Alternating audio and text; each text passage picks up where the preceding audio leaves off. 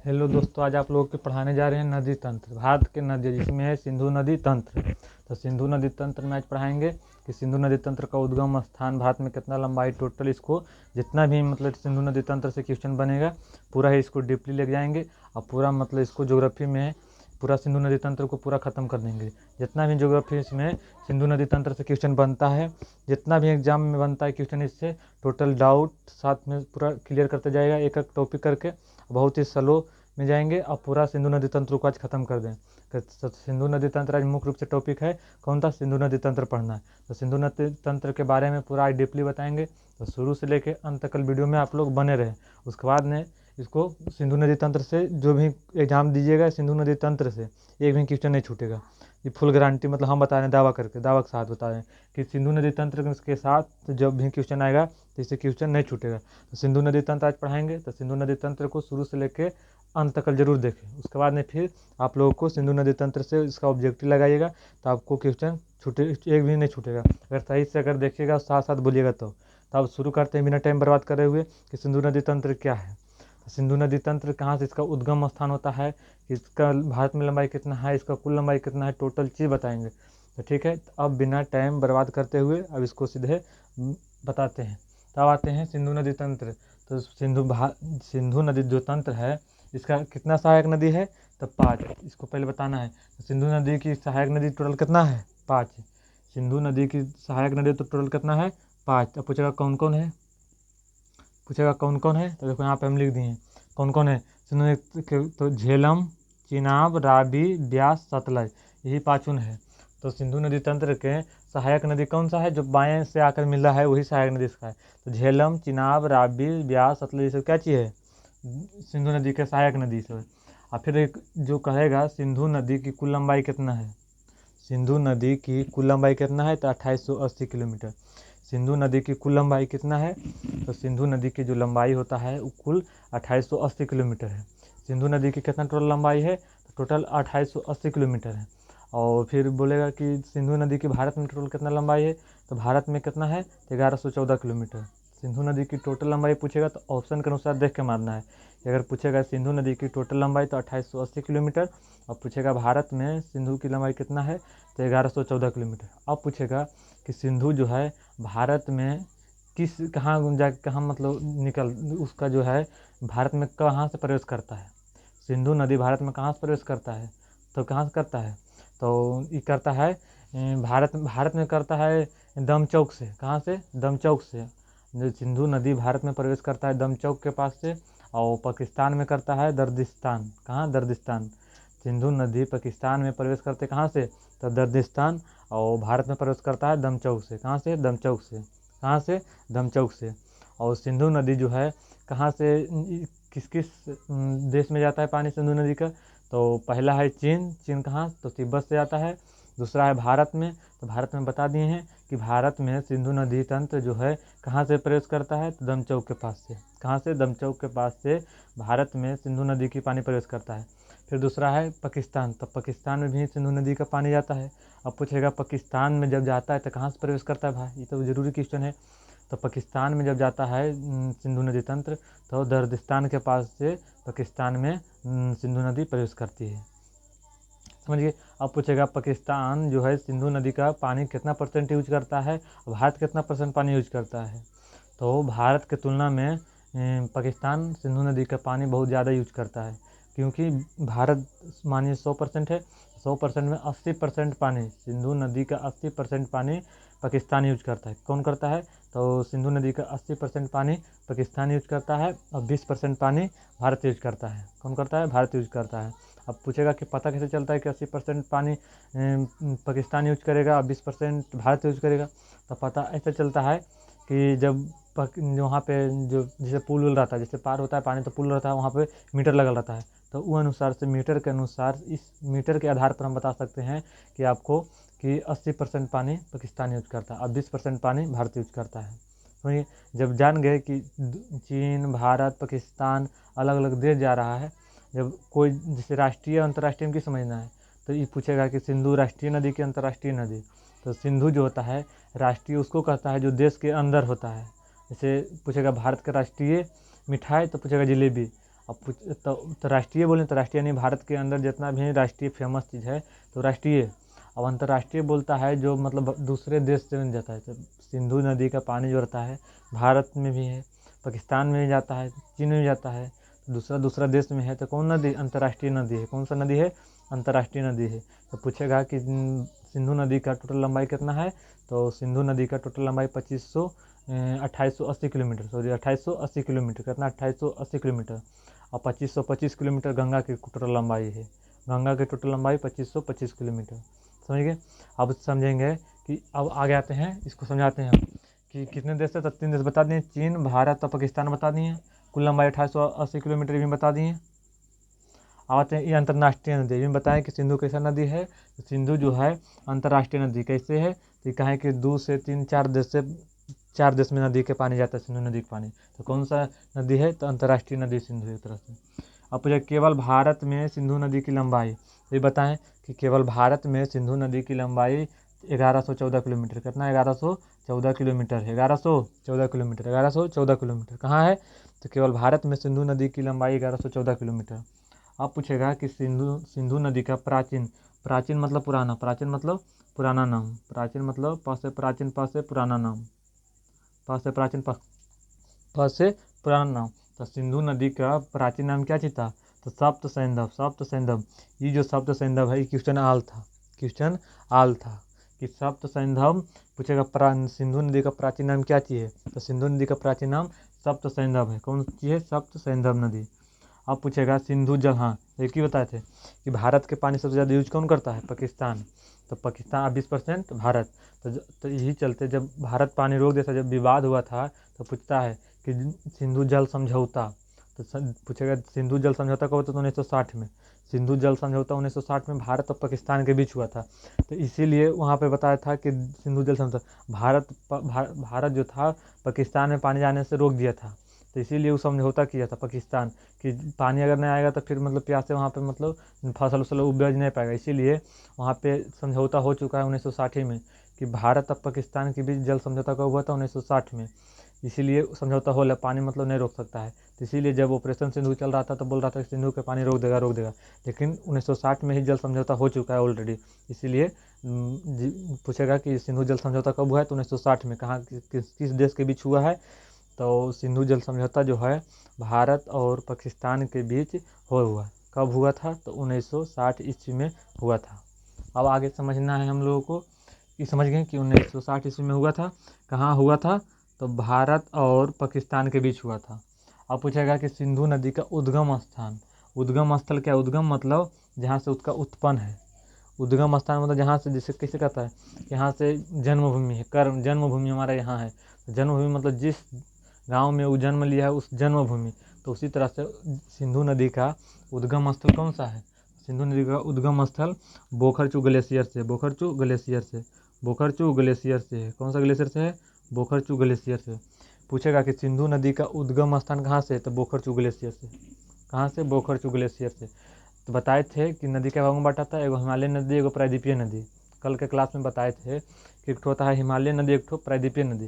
तो हिमालयन नदी में बताए थे कि जो हिमालयन नदी में ग्लेशियर से निकलता है पानी, तो वर्षा पर निर्भर नहीं करता, लेकिन प्रायद्वीपीय नदी वर्षा पर निर्भर करता है। इसका धारा कौन जो होता है? तेज होता है, लेकिन उसका धारा मंद होता है। और ये कौन जो बताए थे कि वर्षा पर निर्भर नहीं करता है। तो ये कौन जो ग्लेशियर से निकलता है? तो ग्लेशियर से कौन? सिंधु नदी तंत्र था, गंगा नदी तंत्र, ब्रह्मपुत्र नदी तंत्र था, हिमालय से निकलने वाला। तो हिमालयन नदी सब कुछ था। तो इसीलिए सिंधु नदी तंत्र का उद्गम स्थान कहाँ है? तो बोखरचू ग्लेशियर से, बोखरचू ग्लेशियर से। बोखरचू, पूछेगा बोखरचू ग्लेशियर से किसका उद्गम स्थान है? तो सिंधु नदी तंत्र का। बोखरचू ग्लेशियर से किसका उद्गम स्थान है? तो सिंधु नदी तंत्र का। अब पूछेगा सिंधु नदी तंत्र का उद्गम स्थान, तो बोखरचू ग्लेशियर, बोखरचू ग्लेशियर। अब पूछेगा मुहाना, ये तो उद्गम, उद्गम मतलब जहाँ से उत्पन्न हुआ उसको कहता है उद्गम। जहाँ से उद्गम मतलब जहाँ से ये उत्पन्न हुआ, उत्पन्न हुआ, जहाँ से उत्पन्न हुआ उसको कहता है उद्गम स्थल। तो बोखरचू ग्लेशियर, बोखरचू ग्लेशियर। अब पूछेगा मुहाना, कौन सी? मुहाना, मुहाना मतलब जहाँ जाके पानी गिराता है, जहाँ जाके पानी गिराता है। तो मुहाना इसका कहाँ है? तो अरब सागर में। कहाँ है? अरब सागर में। कहाँ? अरब सागर में। कहाँ है? अरब सागर में। उधर बताए थे कि प्रायद्वीपीय नदी जो है 2 भागों में बटले, वो BOB यानी बे ऑफ बंगाल की खाड़ी, बंगाल की खाड़ी में गिराने वाला नदी पानी, एक ठो अरब सागर में गिराने वाली नदी। तो और बंगाल में और अरब सागर में गिराने वाली नदी। तब पूछेगा कि सिंधु नदी का मुहाना कहाँ है, तो अरब सागर में। तो पूछेगा सिंधु नदी पानी कहाँ जाके गिराता है अपना, तो अरब सागर में। सिंधु नदी जो अपना पानी कहाँ जाके गिराता है, मुहाना कहाँ है, तो अरब सागर में। कहाँ, अरब सागर में। कहाँ, अरब सागर में। अब पूछेगा बोखरचू ग्लेशियर किसके निकट है, तो कैलाश पर्वत के। किसके निकट है, तो कैलाश पर्वत के निकट है। कौन, बोखरचू ग्लेशियर। बोखरचू ग्लेशियर किसके निकट है, तो कैलाश पर्वत के। बोखरचू ग्लेशियर किसके निकट है, कैलाश पर्वत के। और बोखरचू ग्लेशियर किस झील के निकट है, तो मानसरोवर झील। किसके झील, मानसरोवर झील के निकट है बोखरचू ग्लेशियर। बोखरचू ग्लेशियर के निकट कौन सा झील है, मानसरोवर झील, और निकट कैलाश पर्वत था। अब पूछता है कि सिंधु नदी तंत्र का मुहाना कहाँ है, तो अरब सागर में। और उद्गम स्थान बोखरचू ग्लेशियर। बोखरचू ग्लेशियर के निकट कौन सा पर्वत है, तो कैलाश पर्वत। कौन सा झील है, कौन सा झील है, तो मानसरोवर झील। कौन सा झील, मानसरोवर झील। अब आते हैं कि अब तिब्बत में पूछेगा, तिब्बत, तो तिब्बत कहाँ है, तो तिब्बत है कहाँ, चीन में। तिब्बत है चीन में। तिब्बत से मैं कहाँ, जब जो पूछेगा, जैसे कि बताएं कि भारत में कहाँ से सिंधु नदी, मतलब सिंधु नदी प्रवेश करता है भारत में, तो दमचौक के पास। कहाँ, दमचौक के पास। और पाकिस्तान में कहाँ करता है, तो पाकिस्तान में करता है दर्दिस्तान के। कहाँ प्रवेश करता है पाकिस्तान में सिंधु नदी, तो सिंधु नदी तंत्र जो है पाकिस्तान में दर्दिस्तान के पास प्रवेश करता है। भारत में दमचौक के पास से भारत में प्रवेश करता है। भारत में सिंधु नदी की टोटल लंबाई 2880 किलोमीटर है। भारत में टोटल कहेगा तो 2880 किलोमीटर। भारत में पूछेगा तो 1114 किलोमीटर। और सिंधु नदी का 80% भाग पानी पाकिस्तान करता है, 20% पानी भारत करता है। किसके आधार पर हम कर सकते हैं, तो जो पुल लगा है उसमें मीटर के अनुसार उसके आधार पर हम बता सकते हैं कि 80% पानी पाकिस्तान यूज करता है। इसीलिए जब भारत और पाकिस्तान के बीच जल समझौता इसीलिए कराना पड़ा, क्योंकि वहाँ पानी रोक दिया था, भारत के लोग नहीं जाने देता था, तो इसीलिए वहाँ पे मतलब फिर जल समझौता हुआ कि पानी नहीं रोक सकता है। इसीलिए सिंधु जल समझौता 1960 में हुआ था, भारत पाकिस्तान के बीच हुआ था। ऐसा समझिए। अब आते हैं कि जो तिब्बत यानी चीन में कहाँ से प्रवेश करता है, तो तिब्बत में कहाँ से, तो सिंघी खम्बन के पास से। कहाँ से, सिंघी खम्बन के पास से। सिंघी खम्बन के पास से। भारत में सिंधु नदी तंत्र प्रवेश करता है दमचौक के पास। पाकिस्तान में सिंधु नदी प्रवेश करता है दर्दिस्तान के पास। चीन में सिंधु नदी प्रवेश करता है सिंघी खम्बन के पास। सिंघी खम्बन के पास। चीन में सिंधु नदी प्रवेश करता है सिंघी खम्बन के पास। चीन में सिंधु नदी तंत्र कहाँ प्रवेश करता है, कहाँ से, तो सिंघी खम्बन के पास। सिंघी खम्बन के पास। सिंघी खम्बन के पास। सिंघी खम्बन के पास। सिंघी खम्बन के पास से साथ साथ बोलना है, सिंघी खम्बन के पास से सिंधु नदी प्रवेश करता है कहाँ, चीन में। तो चीन में सिंधु नदी कहाँ से प्रवेश करता है, तो सिंघी खम्बन। चीन में सिंघी खम्बन, भारत में दमचौक, पाकिस्तान में दर्दिस्तान, चीन में सिंघी खम्बन के पास। सिंघी खम्बन के पास। सिंघी खम्बन का अर्थ क्या होता है, शेर का मुख। शेर का मुख। सिंघी खम्बन का अर्थ क्या होता है, शेर का मुख से। शेर का मुख से प्रवेश करता है कौन, सिंधु नदी तंत्र। कहाँ, तिब्बत में। तिब्बत यानी पाकिस्तान, सॉरी चीन में। तो चीन में प्रवेश करता है सिंघी खम्बन के पास। सिंघी खम्बन के पास। सिंघी खम्बन के पास है। सिंघी खम्बन कहाँ है, तो चीन में। चीन में सिंघी खम्बन के पास क्या चीज प्रवेश करता है, कौन नदी, तो सिंधु नदी तंत्र। सिंधु नदी तंत्र कैसे, तो सिंघी खम्बन के पास से प्रवेश करता है। सिंघी खम्बन का अर्थ कौन सा होता है, तो शेर का मुख। जो होता है शेर का मुख। आते हैं कि सिंधु नदी तंत्र कौन कौन पर्वत के बीच है। कौन पर्वत के बीच, सिंधु नदी जो सिंधु जैसे मानिए कि जैसे ये है, ठीक, इधर भी पर्वत है, इधर भी पर्वत है, और इधर भी पर्वत है। ये दोनों कौन सी है, पर्वत है। ये पर्वत है, ये भी पर्वत है। अब बीच से नदी बह रहा है। बीच से कौन सी बह रहा है, बीच से नदी बह रहा है।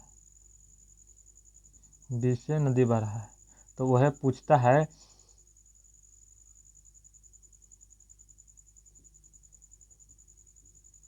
ये पूछता है कि सिंधु नदी जो है कौन पर्वत के बीच है, तो लद्दाख और जास्कर पर्वत के श्रेणी के बीच है।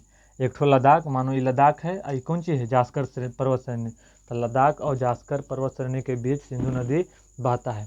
पूछेगा कि सिंधु नदी जो है किस पर्वत के बीच बहता है, तो लद्दाख एवं जास्कर श्रेणी के पर्वत के बीच सिंधु नदी बहता है। तो पूछेगा सिंधु नदी किस पर्वत के बीच बहता है, तो लद्दाख एवं जास्कर। लद्दाख एवं जास्कर पर्वत श्रेणी के बीच सिंधु नदी बहता है। लद्दाख एवं जास्कर पर्वत श्रेणी के बीच सिंधु नदी बहता है। सिंधु नदी बहता है। यहाँ तक हो गया कि सिंधु नदी किस पर्वत के बीच बहता है, तो लद्दाख एवं जास्कर पर्वत श्रेणी के बीच बहता है। अब आते हैं, देखो यही बात बताए थे पहले ने कि सिंधु दमचौ के पास भारत में प्रवेश करती है। ये बताएं थी बात पहले कि सिंधु नदी जो है दमचौ के पास भारत में प्रवेश करती है। और दूसरा है सिंधु दर्दिस्तान के पास पाकिस्तान में प्रवेश करती है। अब पूछेगा कि चीन में कहाँ से प्रवेश करती है भाई, दूध लिखल चीन में कहाँ से प्रवेश करती है, तो सिंगी खम्बन। कहाँ है सिंगी खम्बन का अर्थ शेर का मुख। सिंगी खम्बन का अर्थ क्या होता है, शेर का मुख। अब आते हैं कि सिंधु भारत में केवल लद्दाख में बहती है। पूछेगा कि भारत में सिंधु है, भारत में तो टोटल 28 राज्य है, 28 राज्य है, तो उसमें जो है कहाँ बहता है, कहाँ, तो लद्दाख के पास। कहाँ बहता है, तो लद्दाख के पास। कहाँ बहता है, तो सिंधु नदी भारत में केवल लद्दाख के पास बहता है। कहाँ, लद्दाख के पास। सिंधु नदी केवल भारत में लद्दाख के पास बहता है। कितना लंबाई है, 1114 किलोमीटर। 1114 किलोमीटर। कहाँ केवल बहता है भारत में, तो लद्दाख के पास। सिंधु नदी केवल भारत में कहाँ, लद्दाख के पास बहती है। आते हैं सतलज भारत में शिवकिला दर्रा से प्रवेश करता है। सतलज नदी जो है, सतलज किसका सहायक नदी है, सिंधु का सहायक नदी कौन है, सतलज है। तो सतलज भारत में कहाँ से, कौन दर्रा से प्रवेश करती है, तो शिवकिला दर्रा से। शिवकिला दर्रा से भारत में प्रवेश करती है कौन, सतलज नदी शिवकिला दर्रा से भारत में प्रवेश करती है। सतलज नदी भारत में शिवकिला दर्रा से प्रवेश करती है। सतलज जो है राकसताल या रामसताल झील से निकलती है। राकसताल एवं रामसताल झील से निकलती है। राकसताल या रामसताल झील से निकलती है कौन, सतलज नदी। कौन, सतलज नदी जो है भारत से कहाँ से निकलता है, राकसताल एवं रामसताल झील से निकलती है। और सतलज का प्राचीन मतलब पुराना नाम सतुद्री। कौन चीज़, सतुद्री। सतलज का पुराना नाम सतुद्री। और सिंधु का पुराना नाम सप्तसेंधव। सतलज का पुराना नाम सतुद्री। अगर समझिए। अब आते हैं कि सतलज नदी सिंधु की बाईं सहायक नदी है। कौन सहायक नदी है, बाईं। अब हाथ पता करना है, बाईं कौन है। आप लोग उल्टा जाएगा, कैमरा के अनुसार उल्टा जाएगा। बाईं मतलब जो बाना, जैसे कहता है गाँव देहात में बाना, तो बाना जो चटरा तो उसको बाईं, और दाईं खैकात को दाईं, और चटरात को बाईं। समझिए, तो दायाँ बायाँ समझ गए। तो सतलज सिंधु की बाईं सहायक नदी है। ये भी पूछ देता है कि सतलज नदी जो है सिंधु को कौन सा, दाईं सहायक नदी है कि बाईं सहायक नदी है। तो पूछेगा कि सतलज जो है सिंधु की बाईं सहायक नदी है। अब पूछेगा सिंधु के बाएं, तो बाएं है तो बाएं से 5 सिंधु नदी की कहाँ आकर मिलती है, तो पहला झेलम, दूसरा चिनाब, तीसरा रावी, चौथा ब्यास, पाँचवा सतलज। सिंधु के बाएं से 5 नदी सिंधु में आकर मिलती है। कौन कौन, तो झेलम, चिनाब, रावी, ब्यास और सतलज। अब आगे आते हैं, भारत और पाकिस्तान के बीच सीमा बनाकर बहने वाली नदी कौन सा है, तो झेलम। क्वेश्चन पूछ लिया था कि भारत और पाकिस्तान के बीच सीमा बनाकर बहने वाली नदी कौन सा है, तो झेलम। कौन सी है, झेलम। भारत और पाकिस्तान के बीच सीमा बनाकर बहने वाली नदी झेलम। भारत और पाकिस्तान के बीच सीमा बनाकर बहने वाली नदी कौन सा है, तो झेलम। भारत और पाकिस्तान के बीच सीमा बनाकर बहने वाली नदी, भारत और पाकिस्तान के बीच सीमा बनाकर बहने वाली नदी कौन सा है, तो झेलम। बड़ा लाचा दर्रा कहाँ है, तो हिमाचल प्रदेश। बड़ा लाचा दर्रा से एक नदी निकलती है, जो आगे चलकर सतलज में मिल जाती है। कौन सा है, चिनाब नदी। बड़ा लाचा दर्रा हिमाचल प्रदेश में है, जो बड़ा लाचा दर्रा से एक नदी निकलती है, जो आगे चलकर सतलज में मिल जाती है। यही यहाँ तक था। तो कौन सा नदी, चिनाब नदी। और यहाँ तक आप लोग समझ में आ गया होगा, हमको लगता है याद में हो गया एक टॉपिक करके। जितना बढ़िया से समझाएं, एक मुख्य टॉपिक समझाएं, आराम से समझाएं कि आप लोग को याद हो गया होगा। एक बार फिर से रिवीजन कराते हैं फास्ट में थोड़ा सा। सिंधु नदी तंत्र, तो सिंधु नदी तंत्र की सहायक नदी कितना है, 5 सहायक नदी है। कुल लंबाई कितना है, तो 2880 किलोमीटर। कुल लंबाई कितना, 2880 किलोमीटर। भारत में टोटल लंबाई कितना है, तो भारत में तो 1114 किलोमीटर। इसका कितना सहायक, बाईं सहायक नदी टोटल कितना है, 5। कौन कौन है, झेलम, चिनाब, रावी, सतलज और ब्यास। समझिए 5 वो। और फिर आते हैं कि इसका जो है मुहाना कहाँ है, पहले उद्गम कहाँ है।